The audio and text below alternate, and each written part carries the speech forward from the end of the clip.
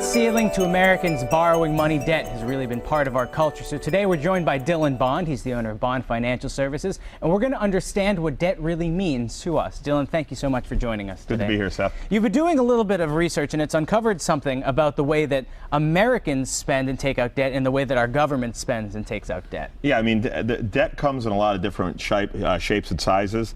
But it's interesting to watch the evolution of consumer debt and government debt over the last 10 years alone. An interesting number is we spent as a government to date in 2013 $1.8 trillion. Which is a tremendous amount of money. It's a lot of money. When you go back 12 years back to 2001, as a government, we spent $1.8 trillion for the entire year. So we spent more in 2013 so far than we spent in the entire year in 2001. It's just a kind of crazy fact to me because it seems like it's going up exponentially. Now, do we have any reason why that might be? Well, you know, there's a lot more programs out there that we're funding and financing. I just think the fact of the matter is we need to start looking at our government more like we look at our own personal lives. If you're spending on a credit card thousands and thousands of dollars a month and you can't afford to pay that back, at some point they're going to say, we're not going to lend to you anymore. And unfortunately, we don't want to put our government in a place where they have to get to that point.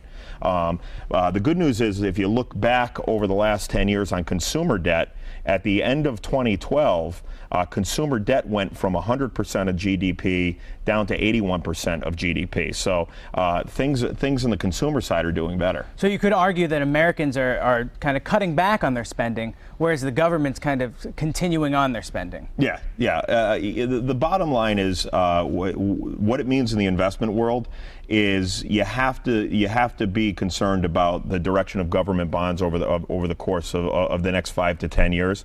Are we really going to see rates on long-term government bonds go up in a time when we're borrowing so much money we can barely afford to pay the interest that we're currently paying on it? So I don't think that's the case. So we're looking away from government bonds and going more into corporate debt and private debt as well for companies, for some of our clients, depending on their suitability. So then when it comes to investing, people always have that choice between the public sector and the private sector, investing with the government or investing in private companies, and maybe more and more people are going towards that private sector. Yeah, I think you're being forced to. If inflation is growing at 3% a year, when I think it's closer to 4 or 5, because we don't obviously take into consideration food, fuel, and healthcare costs in our inflation number. Arguably the three things that people use the most of. Yeah, that's the point, is if those numbers were in place, we'd be in a lot more trouble from a Social Security system, and that's a whole other story. We can talk about that for hours. Right, exactly. Too. But the fact of the matter is, you need on your nest egg, you need to average at least 3% just to keep pace with inflation. You know, arguably it's higher than that. And if your money's just in the bank or maybe just in government bonds, you're not going to hit that number that you need just to stay even. Well, I don't know about your bank, Seth, but I know I'm making less than 0.5% on my savings. It's not pretty in my bank. No, and a 10-year government bond right now is quite low as well. So yeah, you have to go outside of out of the perceived safety of those and take on some risk. And the key is, when you're going to take on some risk, you want to make sure that you've done your due diligence and that there is a potential for return and the least amount of potential for losses. So if people are willing to take that plunge and they're realizing now that maybe you need to adopt some risk into your strategy, they can go to a place like Bond Financial Services, get everything explained to them. Yeah, I mean, the fact of the matter is, I don't want, I'm not out there to make a sale.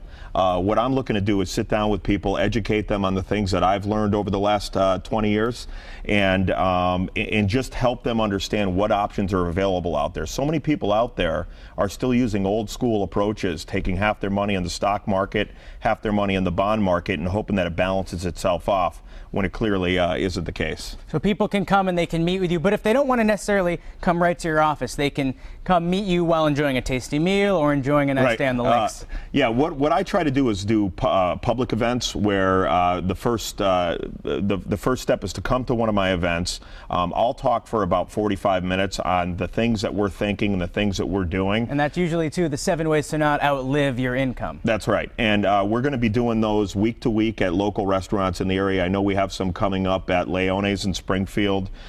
We do them at Tucker's in Southwick, and a few other places around. So the best thing to do is call George at the office and get the upcoming dates and availability. We normally start them around 6 or 6:30.